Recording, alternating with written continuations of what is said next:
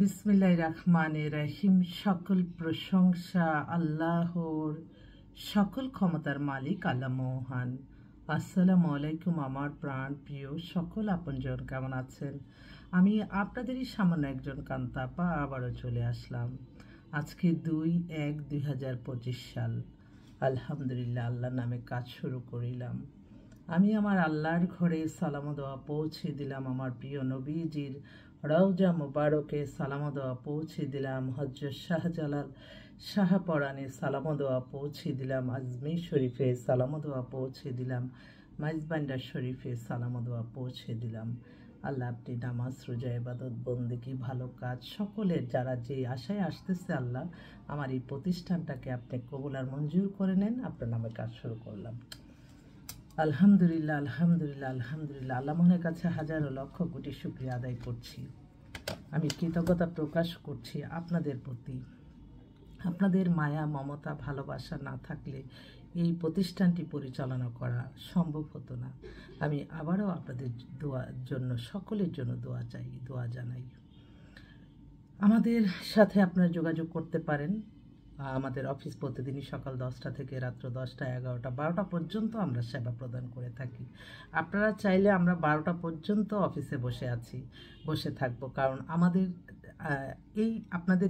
আমাদের এই ছোট্ট একটা প্রফেশনের মাধ্যমে অনেক মানুষের কল্যাণ হচ্ছে এবং অনেক মানুষের রিজিকের ব্যবস্থা হচ্ছে। এটা ভালো কাজ যত ছড়িয়ে যাবে, আমি তো মনে করি যেই প্রফেশনে থেকে শুধু সততা, মেধা, পরিশ্রম দিয়ে এগিয়ে যাওয়া যায়, অন্য কোনো ওয়েতে কেউ কখনো এগিয়ে যেতে পারে না।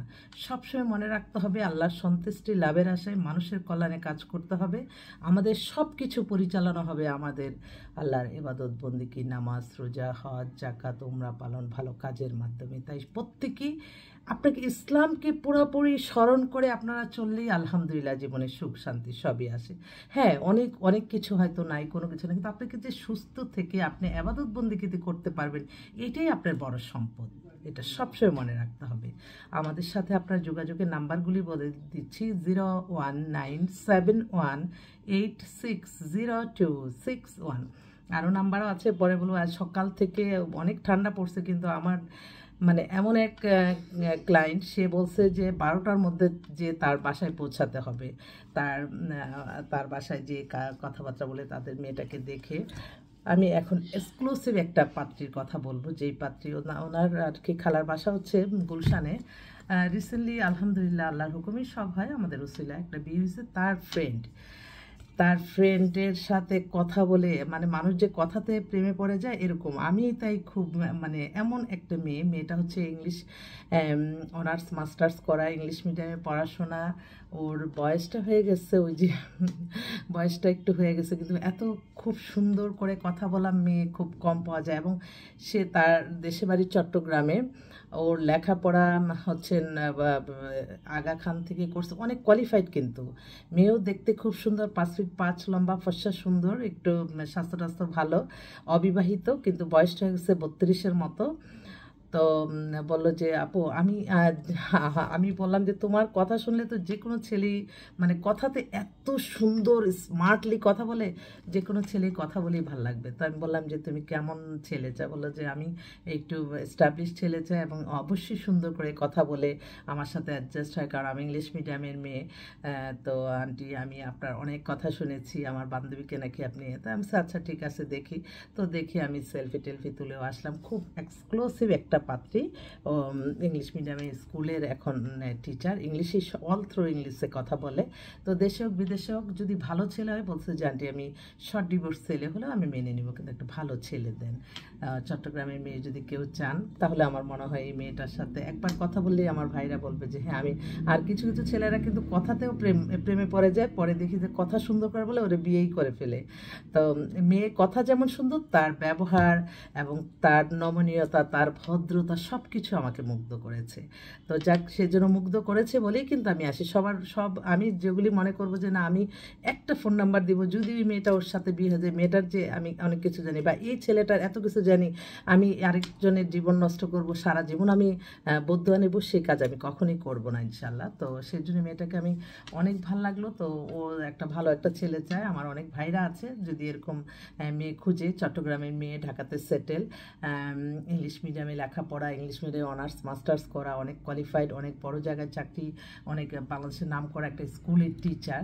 আমাদের কাছে কিন্তু স্কুলের টিচার বেশ কয়েকটাই আছে। তো যদি কেউ থাকে একটু মানে অবিবাহিত, একটু 30, 32, 35-এর মধ্যে মেয়ে চায় যারা, তারা একটু যোগাযোগ করলে ভালো হয়, দেশে হোক বিদেশে হোক। তারপর কালকে আবার ফ্রাইডে আছে। কালকে আমি অনেককে ইনভাইট করেছি, অনেক মেয়ে ছেলেদের, সকাল থেকেই প্রোগ্রামগুলি সেট করছি। যদি এরকমও থাকে তো কেউ যোগাযোগ করবে। তারপরে মানে সরকারি অফিসার বেশ কয়েকটা মেয়ে পাওয়া গেছে, বিসিএস ম্যাজিস্ট্রেট, বিসিএস জজ, বিসিএস আপনার বিসিএস ফরেন, তারপরে আপনার আর্মি অফিসার মেয়ে, বেশ কয়েকটা ডাক্তার, মেজর, তারপর ক্যাপ্টেন ডাক্তার, খুব ভালো কয়েকটা মেয়ে আসছে অবিবাহিত, খুব ভালো ভালো। আমার মনে হয় আমার ভাইরা যারা আছে পাত্রী খুঁজছে, আমার মনে হয় একটু যোগাযোগ করলে ভালো হয়। তো সবাইকে অনেক অনেক সালাম। আমি চাই যে প্রত্যেকের যাতে আল্লাহ মনের আশা আল্লাহ পূরণ করে, এই দোয়া নিয়ে আমি কাজ শুরু করলাম আল্লাহর নামে। আমি জানি যে আল্লাহ নামে কাজ শুরু করতে হবে, এবং আল্লাহ সকল প্রশংসার মালিক, আল্লাহ সকল ক্ষমতার মালিক, আল্লাহ সমস্ত কিছু আল্লাহ দেখতেছে, শুনতেছে, আল্লাহ রিজিকের ব্যবস্থা করে দেবে ইনশাল্লাহ ইনশাল্লাহ। সবাইকে অনেক অনেক সালাম দোয়া। এই মানে দেরি হয়ে গেছে দেখে তাড়াতাড়ি করে বাসায় চলে আসছি, রেডি হয়ে আমি একটু আমার অনেক অনেক আপনজনরা হয়তো বসে আছে, কান্তাপা আসতেছে না কেন, কেউ কি এটা চিন্তা করে? আজকে একটা লেখা দেখে সত্যি মানে পড়াটা পড়ে অনেক চোখের পানি চলে আসলো, যে সত্যিই তো তাই। আমরা এত দুনিয়া এত কিছু করি, একদিন গরম পানি আর বড়াই পাতার পৃথিবীর সব মায়া ধুয়ে দেবে। সত্যি তাই। তারপর আমরা কত কিছু করি, একটু চাহিদা কম করে যারা একটু উপযুক্ত ছেলে মেয়ে আছে তাদের আল্লাহ বিবাহের ব্যবস্থা করে দিন। আল্লাহ আপনি বিবাহের ব্যবস্থা করে দিন। সবাইকে অনেক ধন্যবাদ। আসসালামু আলাইকুম।